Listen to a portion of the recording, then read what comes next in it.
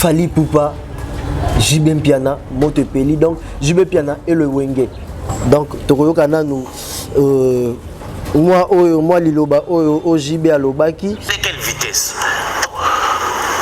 Vitesse à l'okuta, beaucoup de choses sur Internet, monde de péché, tout le monde Android. Oh, mais Android, vitesse. Android, il y a vérité, tout le monde a maître Gims, grand prêtre de la musique na biso, à Petit Stade de France, Mukilindimi, centre chéri. On a Android. Oh, on a la vérité. Les attaques, il y a l'okuta, hein? Pomoni Dadju a Betty, Ninguna, Android, il y a solo, il y a vérité, vraie vitesse. Mais vitesse, il y a l'okuta, il y a l'okuta, il y a une France, dans Paris, dans la tournée à basket, invité. Il était invité. Et Dadju, on va laisser les images ici. Il était invité. Donc, on va partir sur la forme de la démater. Donc, on est monté à diamant. Si on a l'ungwe, on a bimé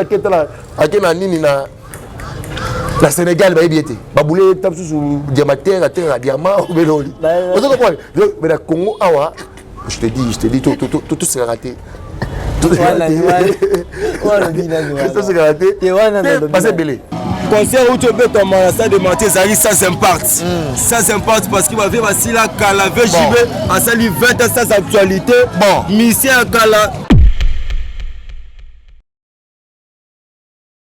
Tokobuka stade de martyrs. Avant présent matanga na ko mata pour na ko pesa vérité. Tokobuka stade de martyrs. Bon, bataka tembe na libende te. Libende saka libende Fali Poupa aza libende ya mboka oyem ko esa azo libende ya mboka na biso. Voilà. Le roi Moutoulora JB Sila de Akala. Papa chéri JB Piana. Toujours dans la mémoire ya malamu.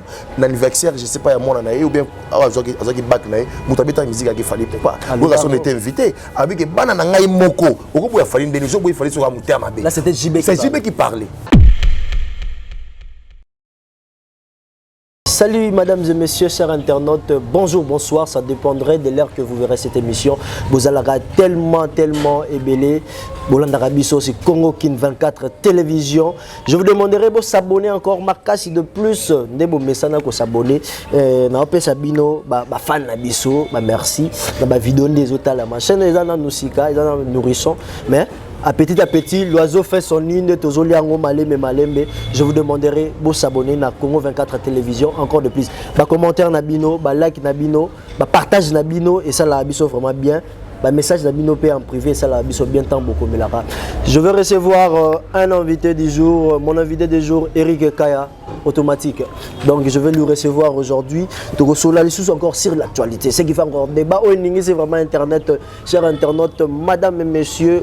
Fanda vraiment na quitté l'année émission intellectualisme on nous refuse des émissions babouzo babo commenter que kinga na tigné pour commenter. Non, on parle de ce qui est vrai, analyse concrète, ni pour ni contre l'église au milieu du village, parce que biso ezate que azara journaliste kingani te tolandara kingani wana po azan actualité sur l'actualité longwe to limwepe.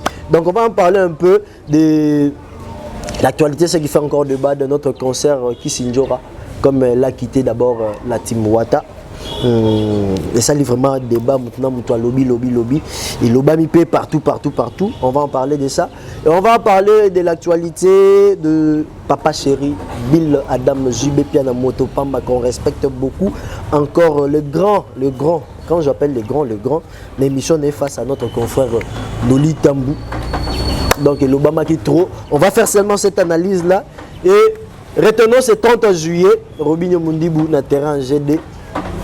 Toya Ebele wana, Boya Ebele wana, on sera là parce que déjà appel les a message des ESA, on sera là avec Robinho Mundibou na GD ce 30 juillet. Après concert naïe na France, tout moni biso tout moni sans discuter, sans parler, sans faire des commentaires. Tobetele, bravo, mon ambassadeur Zala Bongo, tu nous as confirmé que tu es un homme. Eric Kaya, c'est mon invité du jour. Derrière la caméra MK Pro de Garçon Moroboué, Loxaki Toko. Tu vas nous ouvrir derrière la réalisation. Et je m'en vais directement saluer toutes les gens qui nous suivent de partout. Nick Cheta, les rois du Brésil. Nick Cheta, section musique. Bambo Tenayo, Jika Nana. Yannick Konkai, le formateur des boss, Jean-Jacques Bazola, vous êtes tellement ébélé. Vous s'abonnez à la chaîne Nabino, Congo 24 Télévision. Je vais recevoir Eric Kaya automatique. Eric Kaya, bonsoir. Bonsoir, Bob. Bonne santé. Kitoko, les bons mots de la presse BM. Ouais. Santé Kitoko, Saranate. Merci beaucoup. Je peux sentir Kitoko. Donc, au Fandi. Au Fandi. Vous avez plein, vraiment. Un mot avant de commencer cette émission. Je profite pour cette opportunité que vous me donnez dans cette émission de saluer directement Dadi Lukombo et Frata Mode. Donc, il y a un moteur à Tarapoa, sur ma play, à Sandal, les autres Dadi Lukombo et Frata Mode. Dadi Lukombo et Frata Mode. Frata Mode, il faut rappeler Bob Koto. Les bons mots de la presse. On a profité de sa moto na bandeko tout quoi. Bandeko tout vraiment. Bandeko tout sans citer personne. Sans citer les pour ça liste il y a déjà papier quoi dans le plateau. Avant on a papier pour papier à mon papier zobimali sur la papier donc c'est ce qui fait actualité aussi. Mais potoko takunate on va en parler avant de commencer des tours, on va en parler de notre sœur Kisinjora. Ndenge a otaki publier na page naie officiellement Alongwe la team Wata parce que ma fille elle est qui selon elle. Mais selon d'autres parts, balobi que parce qu'elle avait tenu bah, propos moko discourtois contre Weranson. Il n'y a pas de propos discourtois à l'égard de Weranson. Donc elle a manqué Weranson du respect. Non, c'est-à-dire je vais directement dans le côté de la question. Il n'y a pas de question. D'abord elle est libre hein, à travers la team Wata que communicateur il y a Ritu Watanabe. Il y a orchestre la team thème il y a Ritu Watanabe. Un communicateur privé il y a Ritu Watanabe. Et Kisinjora aussi c'est un leader et opinion, un leader et internet, un leader et Kitasa. Parmi ma porte-parole au Salam Moussala na bango. Kaka image ya artiste là sur hôtel déjà que kozala Kisinjora pendant les choses nabe au stade qui engouement l'impact ya bakeder na poto c'était plus l'actualité c'était plus Kisinjora que l'arrivée de l'Europe de la team Wata mais Wenge dans la façon dont tamulaka Wenge dans la 12 ans on est malobaka donc je pas ce qui s'est passé on a comprendre côté il m'a dit que ça 12 na habité pas na zoepé to solanaye mais peut-être l'on moi fatigué na ozanaye tout me gosoanaye mais 12 jours et bien tu Wenge wana tu comprends pas de ça se dit à quoi parce que Kisinjora elle est libre de donner un point de vue par rapport à comportement de Neko au trésor lumière à l'égard des Zagreb Baba qui est une grande personnalité il faut pas oublier tout musu balinga rappeler ça bango respect bango bazana poso respecter baninga te ezomona faut pas frapper papa baninga bandeko baninga Kisinjora étant une dame franche na côté na ye aibi que Zagreb Baba soit apport il y a communication à Zagreb Baba sur Zagreb Baba dans le stade de martyr c'est que Zagreb pourrait apporter Zagreb en même temps d'aller à grand frère propre à la vérité Watanabe batota la biso ba yebi Zagreb Baba te mukwetu bana nani yobika neza kabaluba bango na bango et ngaloba que Zakari Baba soué qu'est-ce que tu as qui fait sa point de vue na bande ko trésor lumière ndé bon finga Zakari Baba soué ça malamuté moto ezobima entre bana Zakari Baba soué na bandeko basala pas ya président Weranson c'est clair donc ceux qui ont mon trésor lumière ngaloba que ceux qui yo sengi basala débat na bango mais heureusement c'est déjà pardon mais pardon et moi pour ça pardon moi à sa place je demanderai pas pardon je suis libre de dire que ceux qui fini papa nanga ou asalanga na musala ou na salaka ngape na osalaka na aussi mapeka papa na yo peut-être banga ki ken piana na makambo lobaki ke ko lu ki la Weranson ba problème na neni exemple parce que tant yo déjà lobby ki osanga débat na français donc zonga pas Zakari c'est la papa na yo ou aza Weranson les mabete c'est clair ils ont comme sengi yo sengi ngai tout ça la débat na ndimi que ceux que ça débat en français tellement que yo défendre leader moko ya munene ya Wenge ou za Weranson nga défendre papa za ngai Zagreb Baba su bokende bosala bango basala no débat banda bo biso bazo sani to suku ça mabete il y a personne qui va prendre de vie na elle était libre de parler à la télévision ils ont pas soit fini Weranson ce qui un jour je rappelle que dernièrement Sankara Lungwaki a besoin de problème moko boye muto défendre qui même Weranson c'était Kisinjora c'est même Sankara Petion on a la TV et la réaction peut-être des Spiritas aux groupes gérés par Ritu Watanabe je rappelle je signale ici selon certaines sources je ne vais pas tenir des allégations mais selon certaines sources Spiritas a déjà eu mon commandant c'est-à-dire Ritu Watanabe comme on a signé aux publications il y a déjà on a la team Watanabe on a piqué Kisinjora avant qu'on publie ma moi publié il fallait il fallait comme on a donc c'était pressé donc elle est vite na besoin mais il fallait azela nous il fallait azala calme aluka moyen ou bien ndenge okutana na muto za patron na ye oza biso tana be ameko surana fara parce qu'il y a pas de vidéo qui sont a fini wera on a la vidéo qui sont a fini clairement quelconque ya wenge non exact faut tous à la clair parce que Kisinjora c'est une dame mais c'est une bête noire au sein de l'orchestre et tout on a bien beaucoup de chaleur na yo azana ngote parce qu'il y a à côté de bazalaka Kisinjora ya que na poto de mola que na poto te Kisinjora ya voyager na qui te de mola voyager na qui mais Kisinjora c'est une dame qui a même mingi quand il peut ya na l'orchestre on a la team de Ritual Tanabe.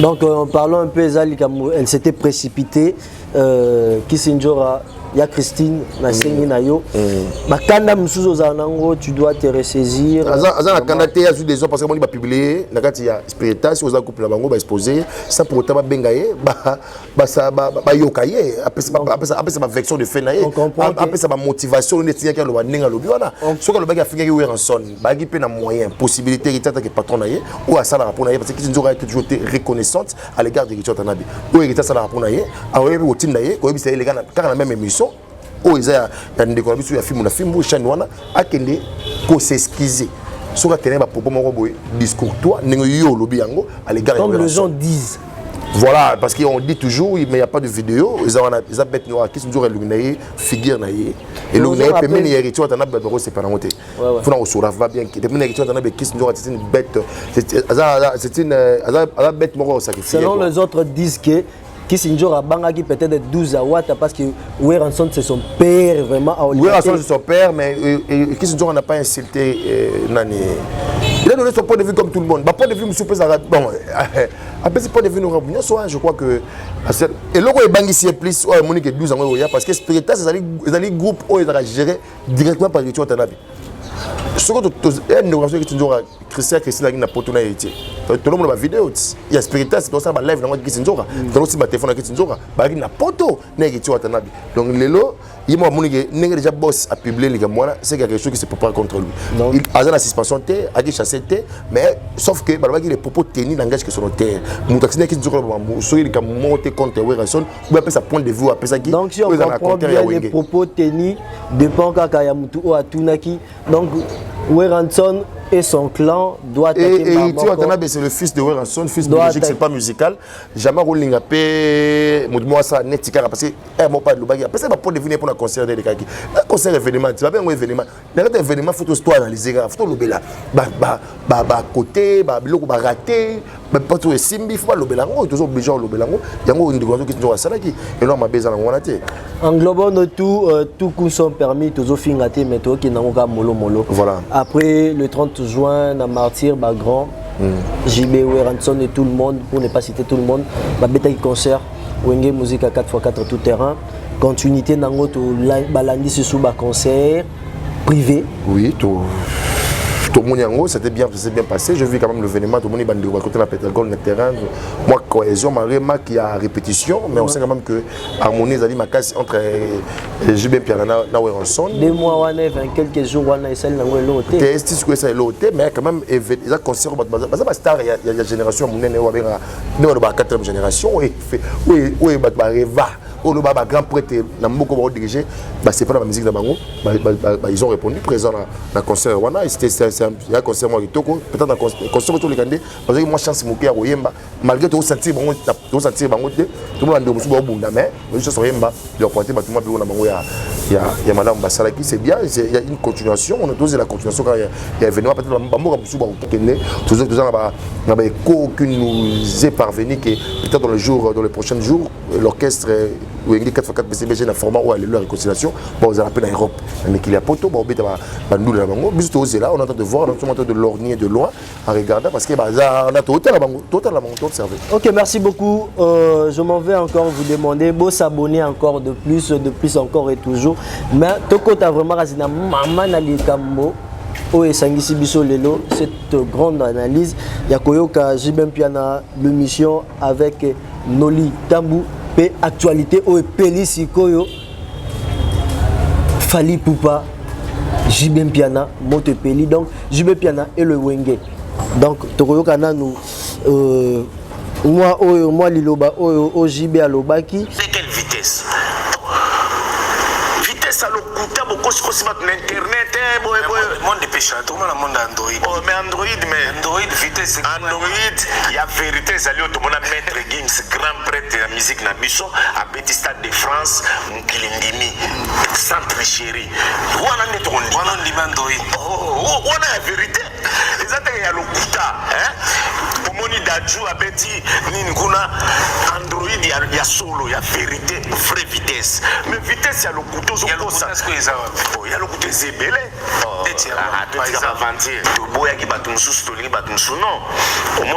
Si c'était que on doit un peu s'arrêter là pour un peu ne pas partir. Toyokika sur le point où Tumbimboka. Si c'était pour comprendre ce qu'Amadou Diaby a l'obligé qui me bango. Mais Toko Tarasi sur vitesse Android, oh papa chéri à l'obaki. Mais je comprends. Mais toi, tu as dit que tu as vitesse de Android et téléphone. Il a mon codé. Il a codé à cibler l'artiste. Parce que la vitesse, peut-être JB Piana à Bossani, que la vitesse, la vitesse, à Bossani, vitesse, car le coup tapé fallait pour la Bexi. En 2020. Il fallait être Bexi. Il y a une vitesse de Kouta. Oui, Boujaki France. On a Paris Saint-Germain dans le stade de Paris. Mais vitesse, il fallait être qui concerne les combattants. Il y a système, il y a Biki. Depuis Poto, il y a Poto, les combattants, les pêcheurs artistes, tout le monde est confirmé conseil à pêcher. Il fallait empêcher, interdiction totale, formelle. Il fallait pour pas handicap la même aigle à débouler un système de combattant bêtis et puis à bouger France. Vitesse Android. Vitesse Android, il y a solo vitesse de Yongolo de la vision. Vitesse il y a solo vitesse au game ça n'a vitesse on a fallu là non. Preuve à 9 games là où on passe tout le monde a fallu, tout le monde a dadju, tout le monde a games. So game ça na Congo parce que ça na vitesse. À côté de là on a vitesse. De quelle vitesse il soit expliquer bisou. Vous sentez la communication une mauvaise foi à l'égard de Fally Poupa parce que peut-être Fally a programmé son concert le 29 octobre parce que au salle émission à Popol, excusez-moi, parce que ça émission à Popol à lobby bord à 80 000 places, il doit retourner au stade des Martyrs parce que tu es belé balobi en JBC fâché parce que fallait envoyer des messages moroké Joana Bavida Kala. Selon les internautes, selon le message des autres circulé. Déjà, Fally ne peut pas connaître l'artiste, ne peut pas dire ça, il peut retenir propos Moroboété, pour ma bébongoti à l'égard de l'artiste à Wenge, ou yé moko ben à senga qui n'a pas fanatique na yé ba wario ba soutenir événement. Fally Poupa c'est le premier artiste ou ba nego lobela événement oyo concert oyo à Wenge oyo tous les kana oyo. Mutalo boson ba quand Fally Poupa. Fally Poupa senga ba wario ba za na stade ba soutenir Fally parce que Fally alors ba bien que Wenge ezali orchestre de rêve na yé. Orchestre oyo et commissaire musicien. Ada musicien ba Wenge wana. Ba message ba Ranson. Fally as un musicien. Mais ça dit que tout le monde qui est et pas papa chéri j'ai bien piano. Toujours dans la mémoire à malam. L'anniversaire, je sais pas à mon année ou bien à qui back naï. Mutabeta musique qui Fally Poupa. Nous avons été invités avec banana ngai moko. Au coup il fallait une décision il fallait sur un muté à ma. Là c'était JB. C'est JB qui parlait. C'est JB qui parle. Oh, mais imagine ça dit donc on le image toujours pour l'archive. Abi banana ngai moko. Baza ba fanatique ya Fally. Donc par contre ba sengi qui est invité Fally. Donc ceux qui combattre les générations qui vont combattre la banane. Le bal va combattre papa comme un divertir il y a Alba qui nous vend l'époque de Fally Poupa. Nous avons vu tous JB Piana à la télévision glorifier l'artiste Fally Poupa. Il y a des images et des photos. Tu vois laisser la photo d'anniversaire à Fally Poupa. JB Piana à Kiwana, il y a une sté du fleuve. JB Piana à Kiwana, avec tout le Fally Poupa. Aux hommes Fally n'a pas de mais JB à Mataka. JB parlait que du bien de Fally. Les gens pensaient bah de mon coup que n'était JB azo bayo boycotté ferré, bayo le la mingi Fally. Bah va comprendre des bandes que nous vont l'époque de la 5e génération Fally Poupa. Et là ils a pas si on dit que Fally l'équipe bang. Lelo c'est Fali. Je confirme la 5e génération c'est Fali qui est en train de phagocyter. Parce qu'il y a le qui na 4e. J'ai dit la 4e génération. Et ça erreur grave parce que la 4e génération ceux qui ont battu 4e génération ils étaient ratés pour naïe et au bas de comment là que ça va bande on a quelqu'un parce que la 4e génération on a mon abimi ça et on a battu 4e génération ils arrêtent. Mais nous sommes non lui s'est dit parce que alors la mon abimi ça la 5e génération lui n'a pas vous remarquez vous constatez c'est une mauvaise foi la manière de la communication agée par l'émission de l'Itambu Alexis Mutema be ba mécène ba lobela à chaque fois vous comprenez Mutema be na lelo yo Mutuma c'est l'artiste incontestable de l'Afrique. Il fallait pour ne fait pas que la fierté de la musique congolaise, il fait la fierté de la musique africaine. Azaki na Cake 54 invité et bis dolo blablabla concert pour le monde. Il y a en France dans Paris na tournée à basket invité. Il était invité et Dadju bato bandoli bazaki on va fandi ba autant fallait pour Boyem. On va laisser les images ici. Il était invité. Non, tous à la gâteau ndimaka faut respecter l'homme à son époque. Nous vivons l'époque de Fally Ipupa. Ça veut dire que c'est sans cause la pas soit journaliste à solo mais pose à la l'aise. Il faut le blaguer bien il fait son travail très bien. Les gars ils dont on de faire flotter les drapeaux la couleur du drapeau congolais en l'extérieur, il y a Congo et puis partout à travers le monde entier. Il faut respecter Fally Ipupa. Vous comprenez de quelle vitesse il expliquer sur Fally Ipupa dans la photo on va dire non. Toi le système Android ceux qui sont en retard, il y a des artistes qui sont locaux. Vous comprenez même la Brazzaville a bien soit bimi toi va partir sur la forme va débattre. Donc moi on est moi terre diamant. Soit la lungwe a bimi a ketala a kena nini na la Sénégal va bien été. Baboulé tape sur diamantaire à terre diamant ou beloli. Vous comprenez mais la Congo awa je te dis tout sera raté. Tout sera raté. Passez belé. Diamantaire. Passez belé. Passez belé toi va dans Gabon va bien été. Allez, l'aspect, c'est pas un artiste musicien. Il fallait voir positivement l'image du Congo. Et puis, tu le sur la Wenge, la polémique entre Wenge et redémarrer le concert ou redémarrer les bandes musicales. Il fallait avoir noté sur le stade de Martyr, il fallait être noté depuis 2020. Parce que oui, après, juste Bexi d'ailleurs. Parce que tu as une période de confinement.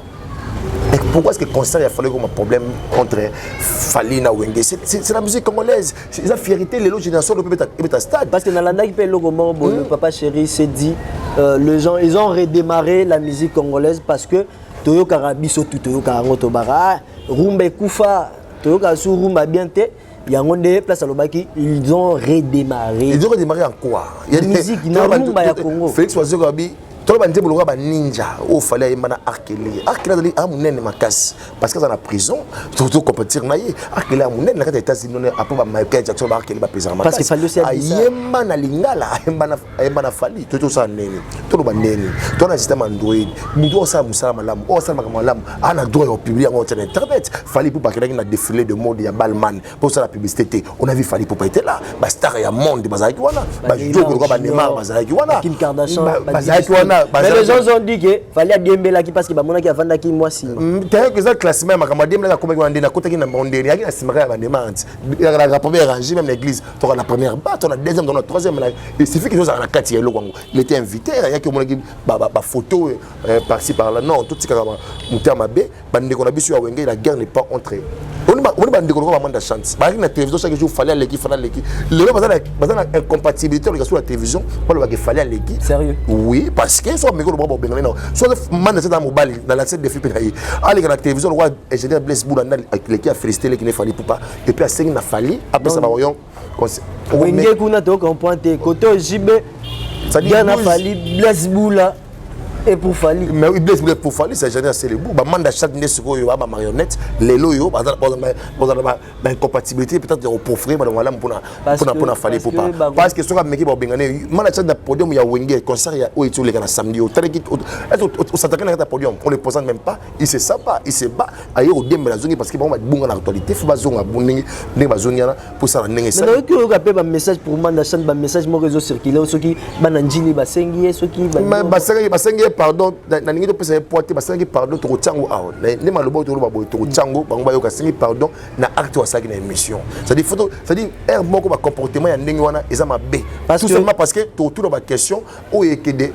Mais non, ça dit nous voulons ils existent parfois, ce sont mes questions. Moi je peux arranger cette émission na yo. Moi je mes questions, ma réponse ya yo. Il y a la Fox mais ce qu'on va nous l'état on va qu'il bosse JB Piana à sentir que c'est l'émission c'est JB qui parle le plus dit bon le va on pexer mais on trouve que son monsieur d'autant comme de sauter au autant comme va douter au monde yebeke na moko na biso pour ça la fierté à musique congolaise c'est fallait pour pas le clan Wenge n'a pas il a déclenché guerre au temps sur lelo mais il y a vitesse yango ya makamu yango parce que lui parle de quelle vitesse qui parle donc quelle vitesse il y a vitesse il y a lelo ba vu on a beaucoup sauter mais il y a vitesse pas makamu donc guerre au va déclencher contre fallait pour pas les assombres.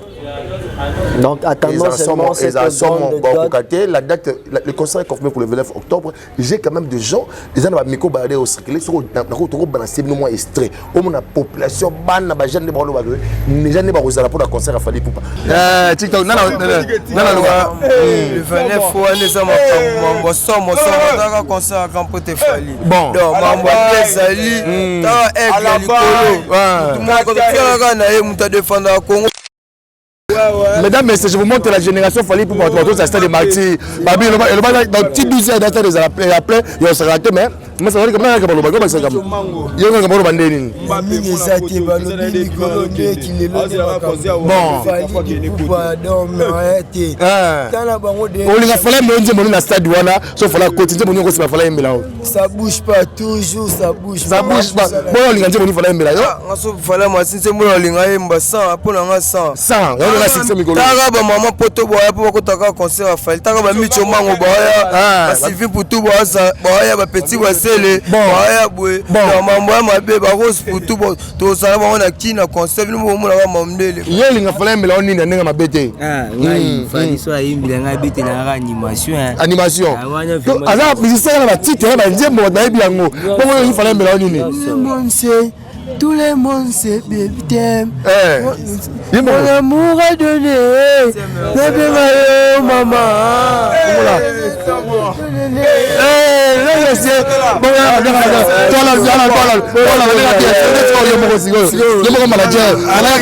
manager shoma na yebi talanga artiste la ngai loka mutu loka ngai na flyer photo que na boka likolo buka na ngai le bébé te Eric Kaya Zali, le grand journaliste Eric Kaya. Voilà, Mani Makotala. Voilà, Mani Makabi, voilà, Yaya Kouloutou. Voilà, moi, me fait avec Valérie Bacharge. Aujourd'hui, on a ma bête, on a bien, il y a des fallait Mani, des choses, il y a des gens, il y a fallait Mani. Expliquez. Amour, amour. Reviens. Ça va bien. Pour tenir événement le 29 octobre. Pour toi j'ai tout donné, mais toi tout gâché. Bonheur de ma vie pour te voir mon bébé. Alors Fally Ipupa ça dit qu'il ne force pas. Fallait un public, fallait à la population, fallait à tout quoi. Vous comprenez? Et na nenga ya bien, faut tous à rapper juste, tout respectera l'époque naie, tout respectera bandeko, l'époque naie. De loyo, ça fait mal comme on a Wenge, en plus sa tendance le rôle là, la diversité a Fally Ipupa. Té bazati. Attends la diversité parce que Wenge yango ezongi, Wenge yango esangani. Badati ni bazu ya libanda ya Congo à part na RDC, o ba robeta concert ya danger. Au moment où on na maramoto lobela awa, fallait na badati na ya na ba concert na Angola, ana ba concert c'est les 15 Angola parce que maintenant le président Ezui et comme ça pêché. Ana ba concert na un peu partout en Afrique. Et puis après le stade de Martyr, fallait na ba date aux programmé au Yobeta. L'événement c'est-à-dire, on va pas s'arrêter. Le concert, on a été le 29 octobre. Voilà un peu. C'est un peu ça. On est aussi presque déjà à la fin de cette émission. Excusez-nous, les arabes, erreur technique, la lumière a un peu baissé. Mais, bonjour mon abisso, derrière la caméra, est-ce que ça va là-bas? Est-ce qu'on peut continuer? Merci beaucoup, on nous signale, ça va. Eric Kaya, message à Souka pour cette émission. Dans cette Souka, moi je demanderai à tous les Warriors d'être là, de soutenir l'artiste Fally Ipupa. Tout va Fally, va soutenir Fally. Bandeko va faire la musique, tout simama, tout simana, tout aider l'artiste na biso, tout artiste na biso va sortie médiatique d'abord, il faut vraiment contrôler, et ça va encadrer et ça va bien. Monsieur se peut ça va et ça on dirait besoin taquer, besoin cibler mon tout le monde et ça la propreté, l'image de Wenge parce que Fally Ipupa a toujours parlé le bien de Wenge, il a parlé le bien de JB Piana. JB Piana par exemple leader il y a Fally Wana. Donc voilà un peu. Merci beaucoup. Un mot pour cette émission. Je dis merci à vous, Bob. Je dis merci également à Doudou Tchèque et Doudou. Doudou, on a passé merci à Yen, on a passé merci à Akila Manzeka. Djogo Nangaï, donc, il y a Camille de Haute-Gazo, on a Suisse, ce qui est Akile Akilas Manzeka. MK derrière la caméra, la PC Mote, la PC Mote, la PC Mote, la Nerotu, la PC Mote, la Frata Mode, Dadi le combo, la PC Mote, la PC Mote, la Suki Dangana. Gaël Amundala, de Miguel Fresh, l'américain qui se respecte. Mon ami personnel, Gaël Amundala, l'américain qui se respecte. Merci. Merci beaucoup, ça a été un plaisir, un réel plaisir de vous recevoir. Cette émission, sans polémique, tout coup sont permis, sauf ma fille, mettons carte sur table noir sur blanc. L'émission a été super de ma part. On a jugé derrière l'émission parce que tu finis ton lobby m'a bien moutouté. Je m'en vais directement remercier Batoubaza Ebele, Nadia GB, la brésilienne que je salue. Boza tellement Ebele. Yannick Onkai, Nick Cheta. Na habité ceux qui n'ont que l'Obanini. Et Djika Nana, prêtre à mon frère Djika Nana. Bien. Merci beaucoup. Botika scotché branché sur votre chaîne Congo 24 Télévision. Derrière la caméra, c'était MK Prod. À la prochaine.